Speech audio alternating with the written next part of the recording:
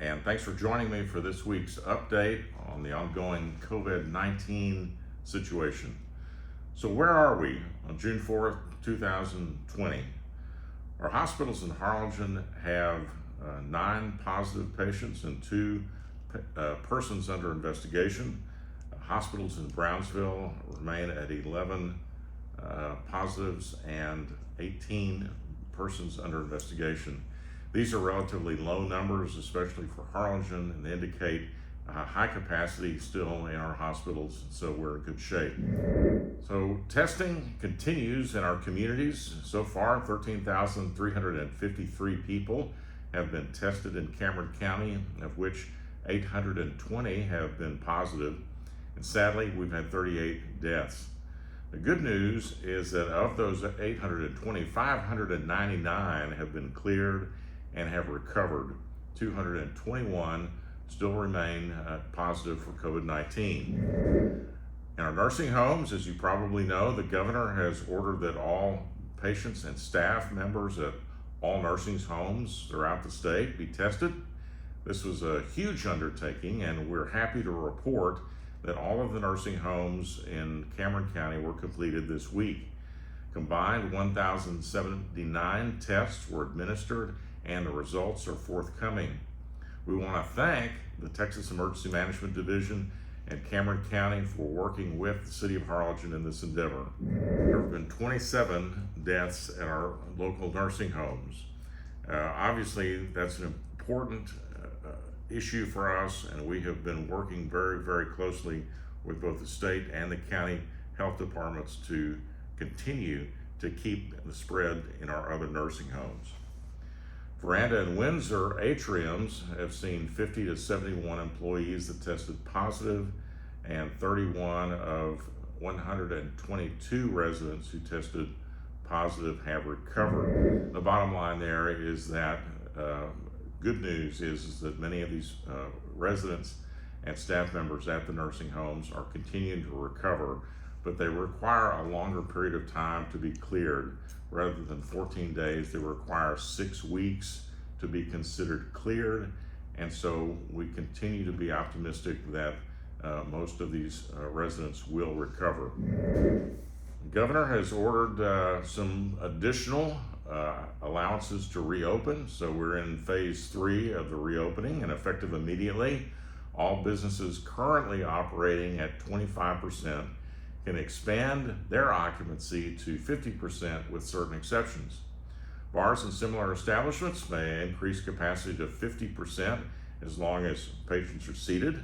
Restaurants may expand their maximum table size from 6 to 10 persons.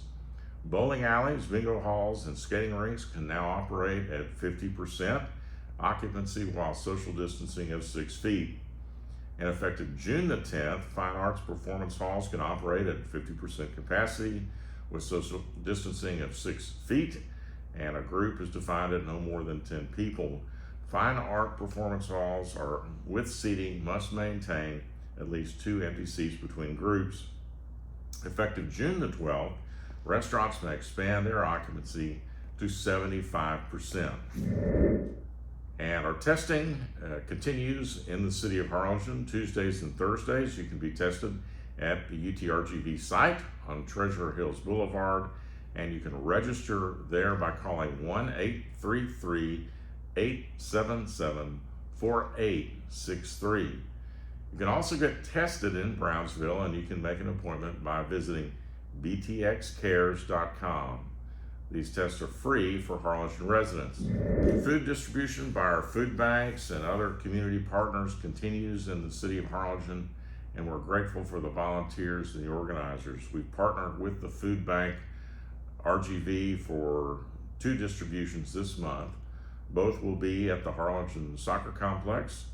The first is next week on June the 10th from 9 a.m. to 11 a.m. and the second will be a week later on June 17th from 9 a.m. to 11 a.m. And as a reminder, the Way of the Cross Ministry holds food distributions on Mondays, Wednesdays, and Fridays from 9 to 3 p.m. So we want to again thank you to all of our first responders, all of our frontline workers, healthcare providers, our policemen, our firemen, our emergency technicians, our grocery store workers, even our bankers, everyone who's out there every day dealing with the public. And so as we close, I want to thank you for your continued cooperation.